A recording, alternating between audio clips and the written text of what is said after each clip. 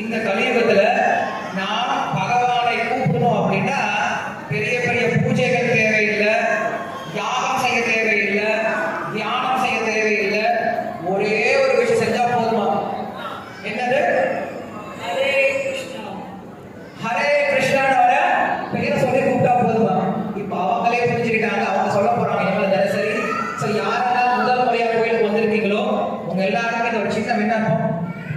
நம்மளுக்கு இப்போ நீங்கள் வந்து இப்போ டீட்டெயிலாக சொல்லுங்க. ஏன்னா நீங்கள் அவருக்காகவே ரொம்ப உருகி உருகி நீங்கள் அந்த விஷயம் படிப்பீங்க.